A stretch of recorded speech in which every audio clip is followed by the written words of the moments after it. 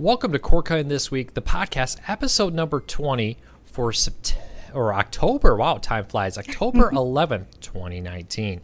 This is the show where we break down some of the biggest stories happening in the world of cord cutting right now and dive into them in more depth than we typically could do during our daily shows or on the website. So today, to join me during this is Jess. Jess, how are you doing today? I'm good. A little drugged up on cold medicine, so this should be a lot of fun. Yeah, there's not much to talk about today. It has been a little bit of a slower week than it typically has, but it's still a very busy week in the world of cord cutting, it feels like. Definitely lots of behind-the-scenes things happening. So are there any particular favorite stories this week that you've kind of stood out to you at all? Actually, yes, and one of them is one of the stories that I'll talk about later in the podcast, a little Roku potential new device coming out.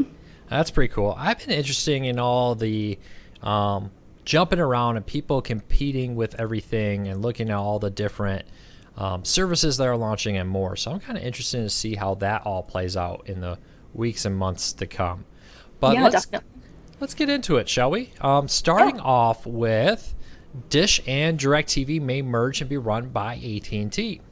So according to a report from Fox Business, the world's largest private equity management firm has reached out and to both Dish and AT&T to propose a merger where both companies splinter off their satellite internet or satellite TV service into a new company where Dish and this Apollo Management Group will have a minority stake.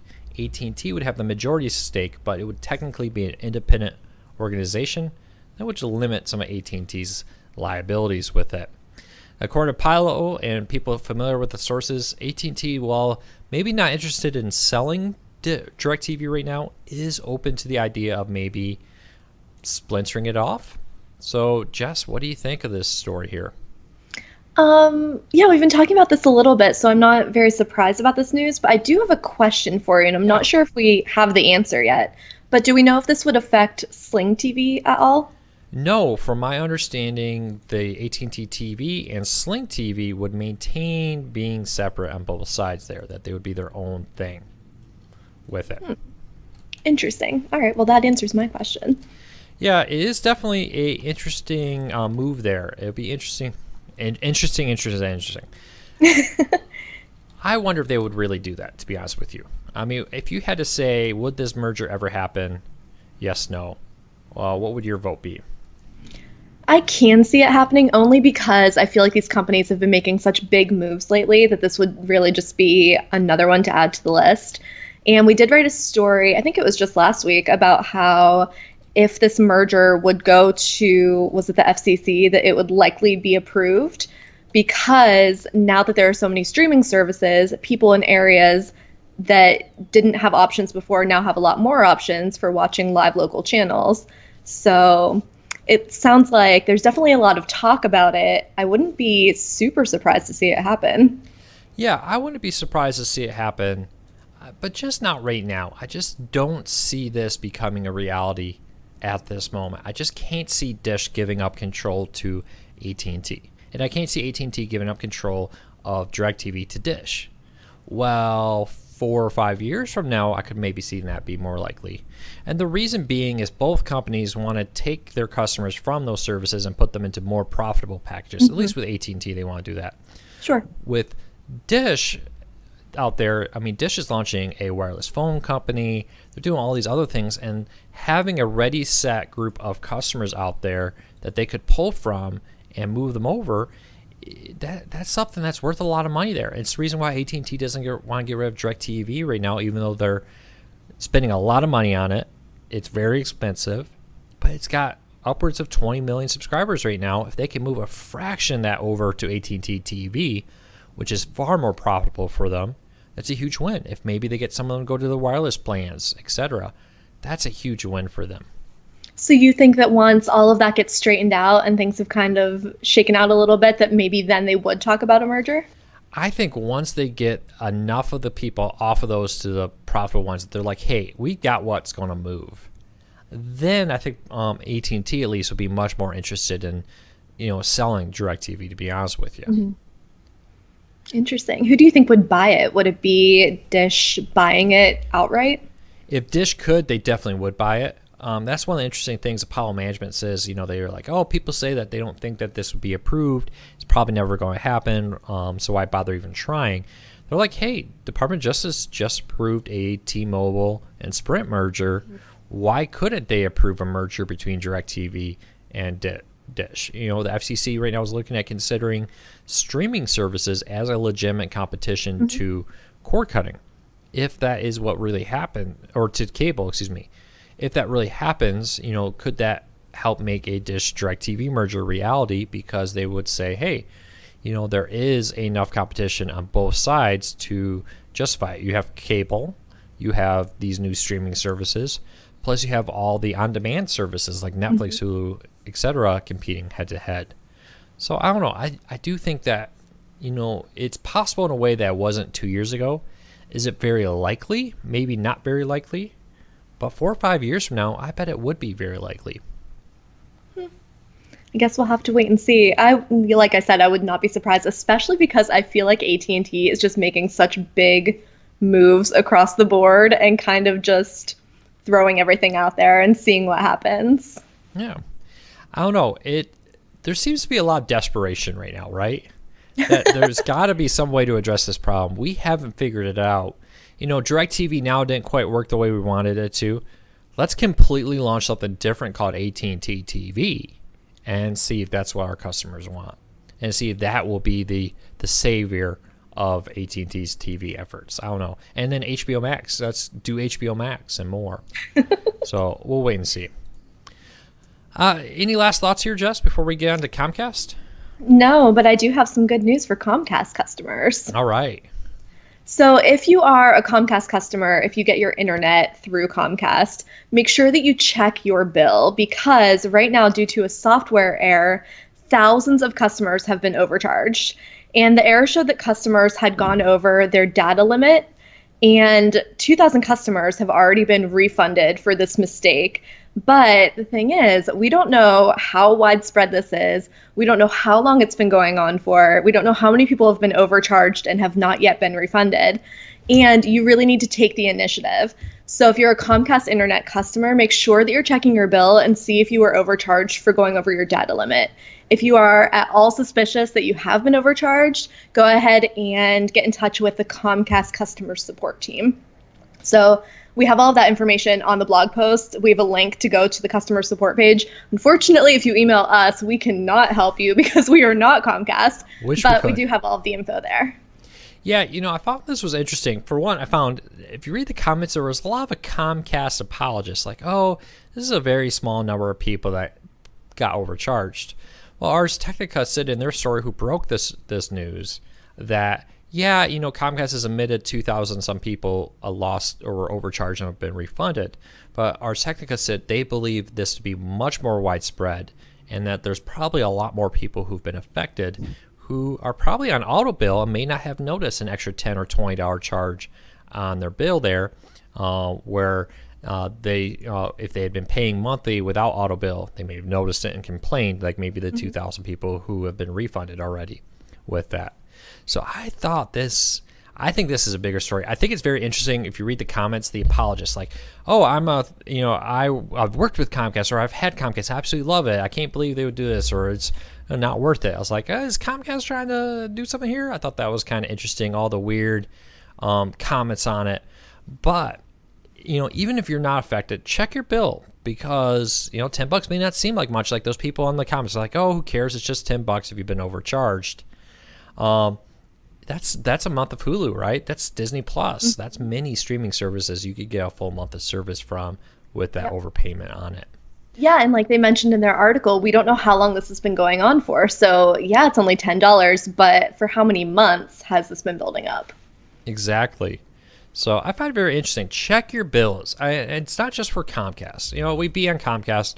Honest mistakes like this happen. It's very probable that Comcast, like they said, a billing error in their software that checked that, mistakenly did it. Okay, that's happened. You're human. I'm human. I make mistakes. You make mistakes. But, you as a consumer really should be checking your bills for all these auto payments. Way back in the day, I forget what it was. I had a service that had signed up, and it was auto bill payment. I was in college, money was tight, and I was like, man, why am I like having less money in my account than I realized? And I realized that for some reason I was getting billed 4 or 5 times for the same service repeatedly. Oh no.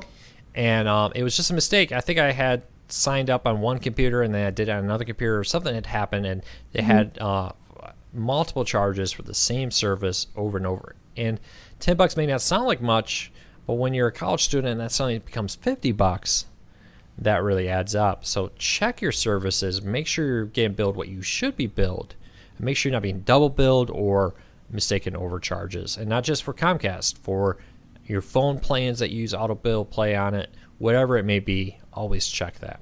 Yeah, streaming services too. Just keep track of your bank account and make sure that you know how much is coming out every month. Yeah, I think Wells Fargo is now doing one where they like all your subscription services out there. They're like, they'll list it like, here's all the music services that are automatically coming out, and here's all the TV services, and here's that like dog food subscription plan you have, and whatever it is nowadays. Mm-hmm. And I mean, I'm guilty. I absolutely love Amazon Subscribe and Save. I love the ability to be like, yeah, razor blades, have them delivered every month. Goldfish, my daughter eats those all the time. Give me a discount on that. Coffee, tea, all that kind of stuff, just ship it in subscription. But if you're not paying attention, it's great as long as you're managing it properly. Absolutely. So have you ever had a subscription you didn't realize you had? Yes, and I thought about this while you were telling your story. I did this with YouTube TV quite a while ago.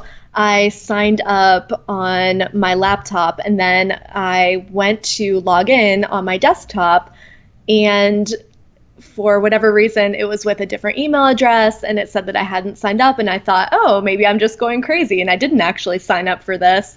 So I signed up again and ended up paying $100 that month for YouTube TV. So yes, it definitely happens. And if you're not keeping track, like me.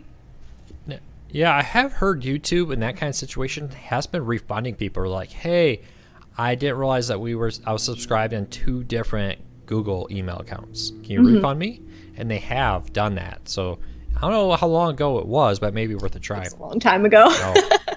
No, never knows. It hurts to ask. I had it happen to me when I was, so I used to be traveling for work back in the early 2000s. So I had cable internet at home, but I had AOL dial-up. They had like a special, and I got it so that when I was in the hotel room, I could use my phone jack to get internet to my laptop through AOL dial-up.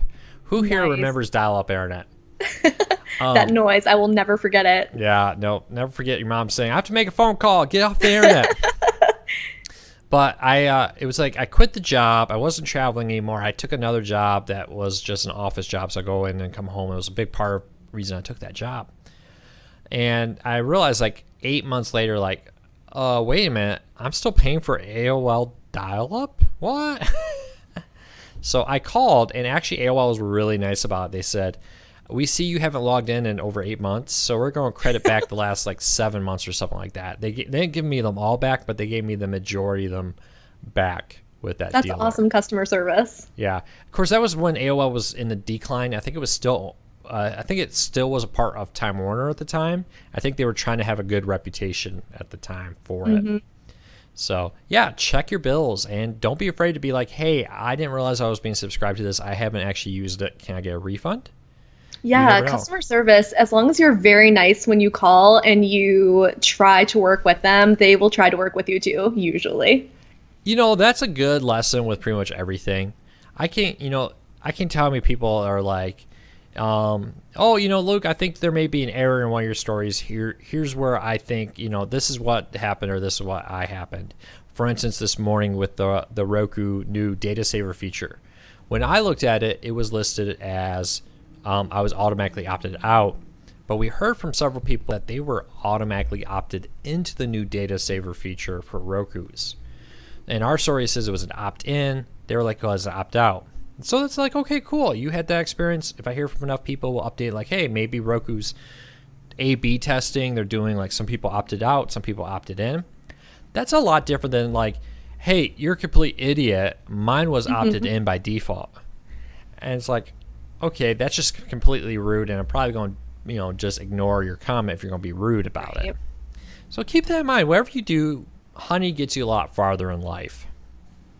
Absolutely. Yes, please be nice. And just remember that there is an actual person reading emails and reading comments and trying to help you. And there you go. Doing our best with the information we have on hand. Absolutely. So keep that in mind. All right. So I think we've gone over that. Should we jump and talk about Amazon removing Tablo DVRs from its stores for copyright infringement? I'm very interested in this one. Wait. Tablo DVRs copyright infringing by DVRing over-the-air TV. This one definitely raised a lot of eyebrows. And let's dive into what happened. So earlier this week, Tablo DVRs started to disappear, with the last of the Tablo DVRs being removed yesterday. The only Tablo DVRs still for sale on Amazon's website are the ones being sold by Amazon as part of their renewed program. They're refurbished ones sold and managed by Amazon. But all the DVRs sold by third-party sellers and by Tablo themselves have been removed. I was able to get a copy of the email sent to sellers where Amazon says that the Tablo DVRs were, quote, identified as a streaming media player that is facilitating copyright infringement, end quote. Now, this isn't necessarily new. Amazon has been trying to crack down on devices that are legitimately are facilitating copyright infringement, like the so-called Cody boxes, because they don't want to get caught up in the lawsuits that are targeting Best Buy in Canada, for example, where Best Buy is being sued for selling copyrighted or devices that offer access to copyright content without a license to do that.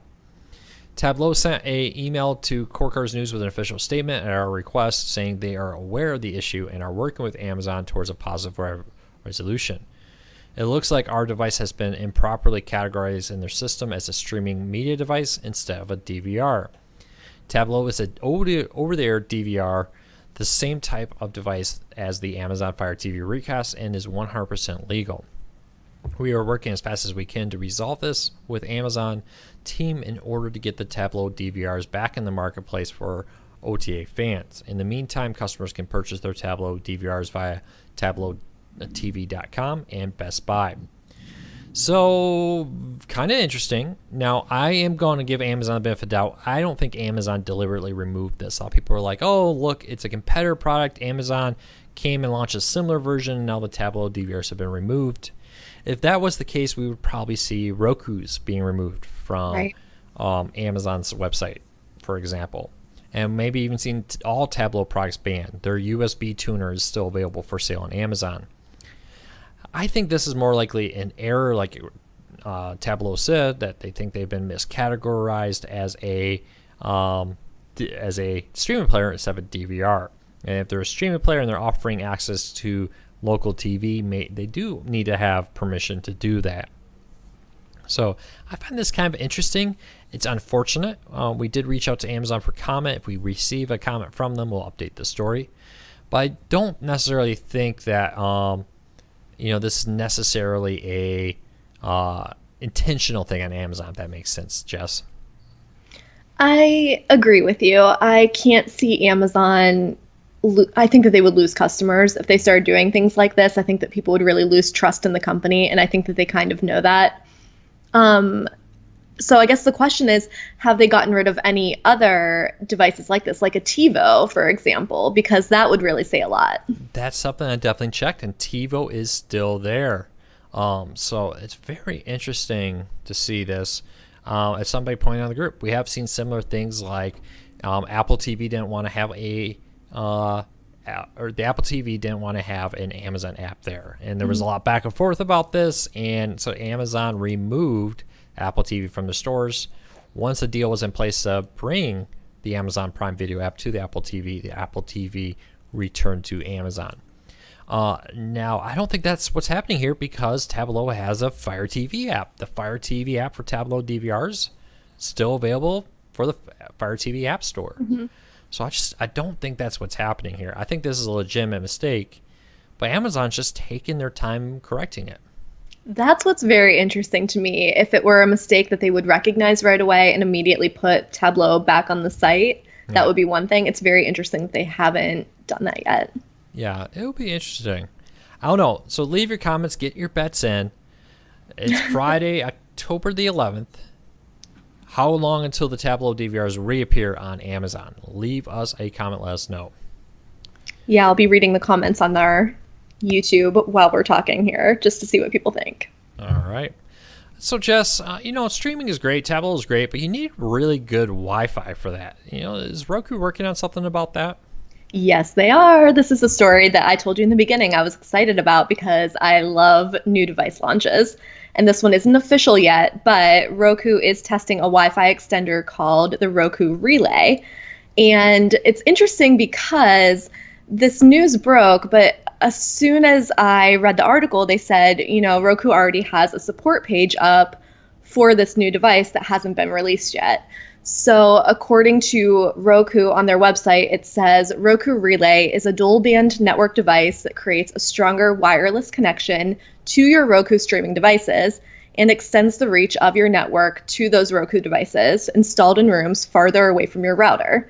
This link helps resolve streaming issues caused by weak signals, so things like buffering or poor picture quality, audio dropouts. Your Roku Relay can help if your Roku device is just too far away from your router and can really solve a lot of these streaming issues that people are finding. So this is interesting, and it's kind of an answer to the question that we had last week from someone who said, my router is in my living room, my TV is in my basement, I want to stream, but I'm having buffering issues. What do I do? And so Roku might be coming up with a solution. Now, a couple of interesting things about this. It will only work with Roku devices and Roku TVs. And let me see, oops, I got lost in my notes for a second. So there was some question whenever we first heard about this a while ago about whether or not this was actually coming to market or if it was just something that Roku was kind of playing around with. But now they have this whole support page up and it's been published. Anyone can go look at it. We link to it in the story. They also have an app available for iOS and Android devices. And this app is something that you have to download in order to use this with your devices. It's separate from the regular Roku app. It is just dedicated to the Roku Relay. And that app is already available for iOS and Android users. Here's the biggest question. Over under the Roku Relay hidden stores before Black Friday. What do you think, Jess? I thought the timing was very interesting. I would assume whenever we first heard about this device, my first thought was it'll either come out around Christmas time, because what a great stocking stuffer, this is perfect, or that they would release it around the time of CES in January. Yeah, my first reaction was CES. I was like, okay, this is probably going to be a CES product, something announced at CES. But then I was like, man, they have the help page up and they have an app in Android. They're not even making you siloed the app for beta testers, and they have the app on iOS and stuff. It feels like they're at the point where they could pull the trigger tomorrow morning on this and absolutely this could be out. So I'm starting to lean towards pre-Black Friday that this would be like that one more thing as Apple always did. We had the Roku soundbar, then we had new Roku streaming players. Heck, maybe next week we get a Roku Relay. Yeah, I would not be surprised at all. It makes a great gift. You could bundle some of these things together. I wouldn't even be surprised to see something like that happen on the Roku website. So I think you might be right about this one. It seems like they are ready to go. Now, I really like this product because streaming needs more internet than just surfing Facebook. Let's just be honest. Surf Facebook, using Google, the internet speed you need is very small. But streaming video is a lot more important, or a lot more bandwidth intensive. And the number one reason I find when I talk to people that they're having buffering issues is not the streaming service. It's not your internet provider. It's weak Wi-Fi where you are. I think for most people, they can get good, strong Wi-Fi where they live in their house by having it centrally located in the center part of your house, etc. Unless you have a very, very big home. But having this relay to, if you're in a position like I was in my old home, where my office was in one corner, I wanted the internet in there because I wanted to have the Ethernet run to my computers and stuff for the best option right there. So it would be interesting to see if that gets, my brain turned off. It would be interesting to see if that fixes this problem. Sure. Because, that is the number one problem. I buy this device, it automatically connects to my Roku TV, boom, I'm done. Do you think that it's do you think it makes sense for this to only work with Roku devices? It's not a true, just regular Wi-Fi extender. It's specifically made for Roku. Makes perfect sense for Roku because they can fully control the front end and the back end on this. Mm-hmm. So does not surprise me at all that this is what's happening there.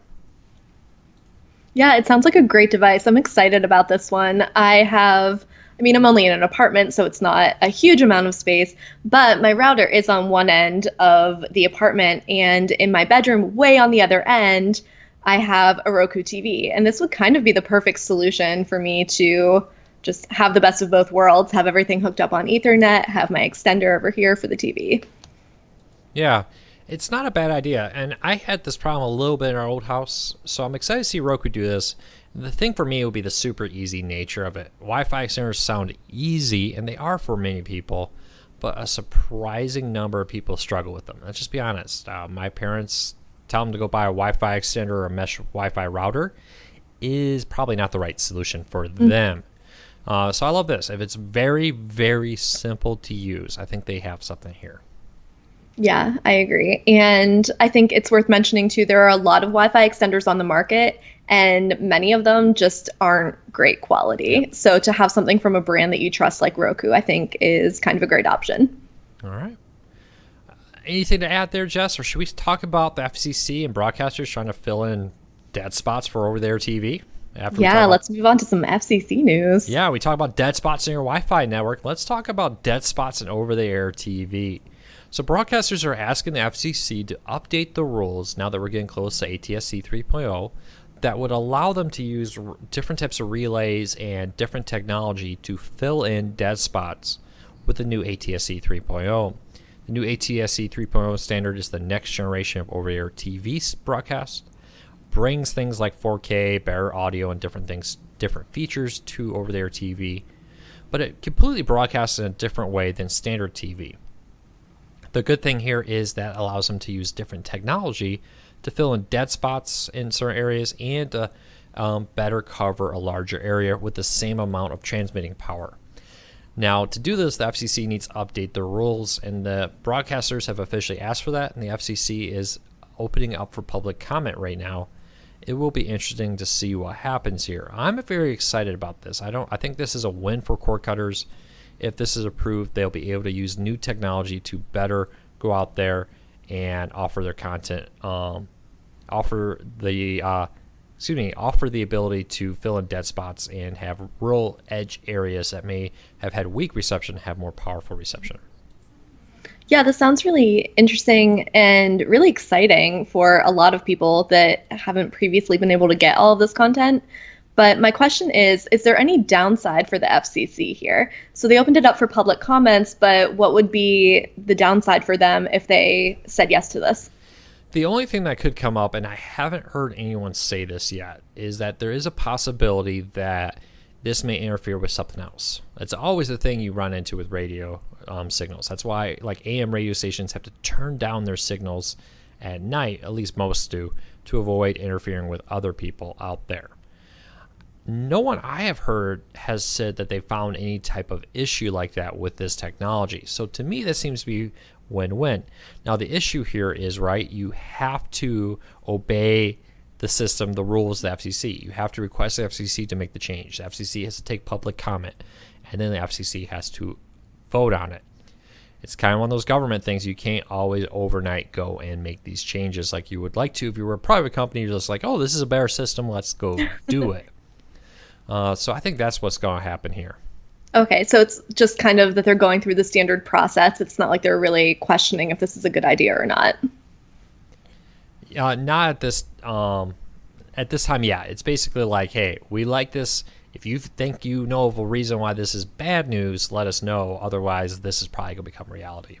Got it. That makes sense. Thanks for clearing that up. I was a little confused about that story. I hope I cleared it up. Probably didn't. Probably caused more confusion. I am pretty good at that. Feel free to send hate mail to info at... No. Bad. No. We'll follow this closely. As it comes up for a vote, we'll let you know. But if you want to read more about the details, we have a link in the stories on our YouTube video. Or if you're listening to the audio, check out CoreCarsNews.com. You can find our post about this podcast there with a link to it there. All right, let's jump into it. The next story, because Jess, Star Trek's got a new show.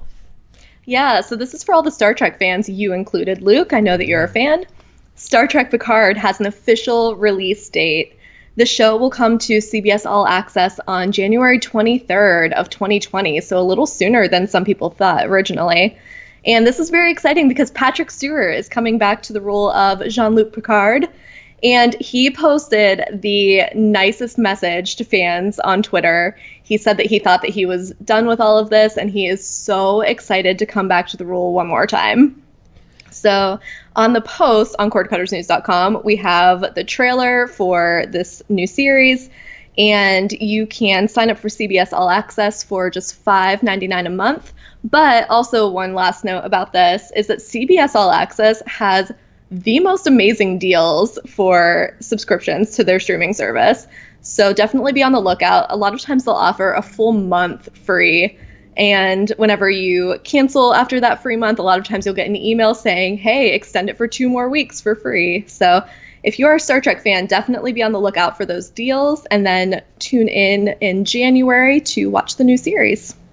Yeah, as always with this, the good news is with CBS All Access, you can subscribe when you want it. Maybe wait until Picard comes out, get it then. Cancel when Picard ends if you want. What I'm excited about here is, as a Star Trek fan, I'm like, let's move forward. Let's get the story to move forward. We've been going backwards. Discovery was back. The recent movies were all back to the start, like a reboot of it. And, Star Trek Enterprise, back to the past of the series. So I'm very excited with the idea that we're going forward, that we're going to actually now have the ability to see what happens next in the world, in the franchise of Star Trek. The thing I'm a little worried about is there's so many books, there's Star Trek Online, that have kind of talked about what happens next. Are we going to see what happens with Star Wars here, where people are unhappy with this because they read the stories, they played the games that had a different version of what happened, and now this new TV show will be a different version than that version? I don't know. I mean, Jess, what would you say would happen here? People gonna be happy or not? Hard to say. My only thought, because I'm not a huge Star Trek fan, I've watched a little bit, but I could not name all the characters, could not even tell you the storyline.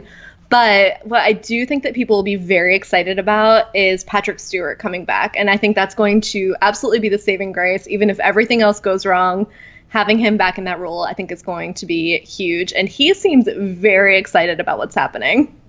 Yeah, it's a great option here to be able to go and reprise a role one more time. I know many actors often talk about the idea that, man, if I could just go back to that role one more time, I absolutely love it. That was my favorite role.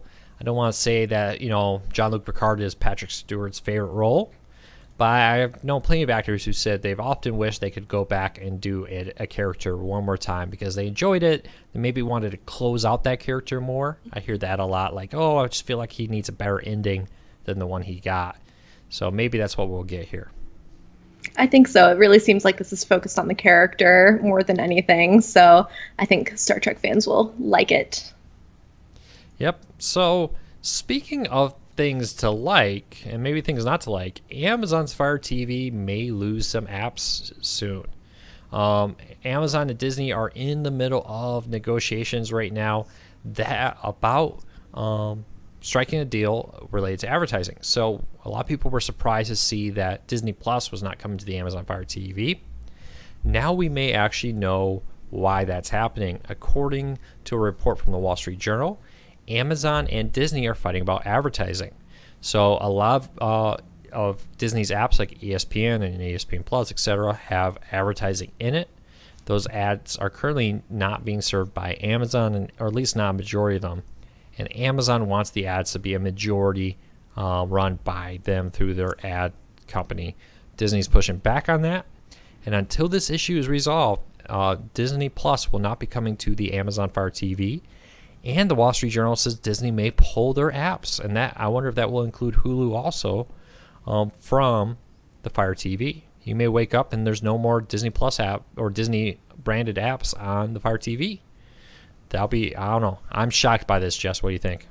Yeah, that would be huge, especially with Hulu. That was my thought too. It wasn't listed specifically, but if Amazon Fire TV loses Hulu, that is a huge, huge loss. And I think that alone will really motivate Amazon to try and make this deal happen. Yeah, it'll be very interesting to see if this happens. This would be the first time let's call this a blackout. The first streaming player specific blackout, maybe. Now, we've had apps pulled for different reasons, but I don't think we've ever had it where like Disney's come and said, you know what, Amazon, we're going to take all of our apps off of you because we can't come to an agreement on advertising. I've heard things in the past like, oh, this app, this device isn't really capable of supporting it. We're having issues. Or, oh, there's not that many people actually using that device. We're not going to do it. I don't think we've ever had one where it's like, hey, we're not able to strike a deal with marketing or advertising, so we're going to be pulling our device off of there. What about with YouTube TV and the YouTube app and Amazon Fire? What was the reasoning there? That was more about Google being unhappy with how Amazon was using Android. I mean, the Fire TV, Fire tablets are a forked version of Android, and it blocks out a lot of the access to Android ones, and I believe that was the majority of the issue there. But maybe that one is what we could consider the first of these. But I mean, this is something we see with cable networks all the time. AT&T just re-added some 18, 19 locals, something like that. Some of those locals had been dark for almost 8 months. So it's pretty not unusual to see that. I think this is also just a testament to how big Disney is. And I know a lot of people have been talking about this, just how much power Disney has right now. And I think this is just another sign of that, where they can say, we can try to ruin you by taking our apps off of your device. So play ball. Yeah, it's definitely not a good look on any side. It's not a good look on Amazon's side, I don't think, and it's not a good look on Disney's side, to be honest with you. I agree. Anything you want to add here? No, but I really do hope that they get it together soon, just for the sake of cord cutters who want to get their content on all of their different devices. All right. Well, that's it for the stories of the day. Jess, do you have any news of the day for us? Any reader questions for you? Reader questions. Yep. I haven't had my coffee. It is rainy and gloomy, and it has completely got me off kilter today. It's okay. You hired me for my note-taking skills, and I am ready. There you go. Hit me with some questions. All right. So our first question comes from Rosanna on the Facebook page. And she posted a picture that was kind of hilarious and adorable, but also kind of a bummer. Her dog ate her Roku remote. So the question for you is, do you have suggestions about how to get a replacement? And do you have any advice for how to prevent this from happening to her again? Yes, I got both. So there are many replacement Roku remotes sold, both officially and unofficially out there. You can go to Amazon.com and find all kinds of third-party ones. And Roku actually sells official real replacement remotes over at their website, Roku.com. If you click on the store, you'll find replacement remotes there, which is a great option. But what I would suggest you do to keep it off, on Amazon, there's a Roku remote stand where you can actually like Velcro it to your wall or stick it to your wall or put it on your table. And I find a lot of people with dogs in this situation say that helps because now it's in an enclosed case, like on a wall or on the back of a chair, there or on the end of your bed or nightstand, kind of out, just not laying on the bed like a chew bone or toy for your animal out there is on the couch or something. So that's my recommendation. Now, some of the Roku replacement remotes they're sold by third parties are really good quality. Some are not. So read the reviews before you buy one.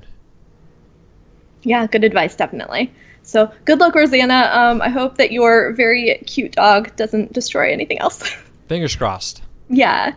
So question 2 is, we're getting a lot of questions about, this is on the cord cutting tech support Facebook group. So we're getting a lot of questions like, I just bought a Fire TV. What's the best streaming app for my Fire TV? Or what's the best app for my Roku? So do you have any advice for people to find the best service for their specific device? Honestly, there's no right or wrong answer here because it really comes down to what do you want? Are you an anime fan? Well, the best service for you may be something with anime. Hate anime? Want crocheting? There's apps about nothing but crocheting. So my recommendation is to go into the App Store and check them out. Now, we do have a lot of videos. If you click down on our channel. You go to like our Fire TV playlist or your Roku playlist. You'll find videos like top 10 free Roku channels or top 10 Roku channels all new cord cutters should try. We have ones for other devices too in that category. You could check those out. But really, just bounce around. Check out the different apps out there. Take a look at the channel store. Many of them are free. Often these services have free categories or categories for like movies or TV shows or sports, so you can check it out there. All right. And then our last question is specifically for this time of year. Halloween is coming up. Are there any streaming services that are just for scary movies? You may want to check out Shudder. That's the one that jumps out at me. It's now owned by AMC, and it's all horror and that kind of stuff. All the Halloween stuff. I'd love to see their subscriber chart. I bet this time of year it spikes, and then it drops off after Halloween. Just guessing. Huge collection of horror movies and TV shows there. But most streaming services right now have a horror Halloween category. Netflix, Hulu, Amazon. Pluto TV's got one. They're even showing a classic horror or horror type movie every night at 10 p.m. Eastern leading up to Halloween. Tubi, the Roku channel, and more all has something for Halloween right now. So pretty much everybody does. But if you want something specific, check out Shudder. Sounds good. Also, Tamara's been writing some really good Halloween-specific content, so definitely look for some blog posts at Cord Cutters News if you are looking for things like Fear Fest. That was a big one. Yeah. And, yeah, we have lots of other posts about spooky stuff for the Halloween season. Is that what they're calling it this year? Halloween? Yeah. Yep. Yeah, they've been recommending all the scary movies that I have no intention of watching. So. All right. All right, that's it for questions. That's all. All right, Jess, why don't you tell us what you're going to be watching this week? Well, my recommendation this week, I've been watching about one episode a night of The Politician on Netflix. It's a really good new show. It's funny, it has a good storyline. It's just very smart and very entertaining. So that's what I have been watching, The Politician. All right. 2 recommendations, kind of same vein, depending on when you grew up.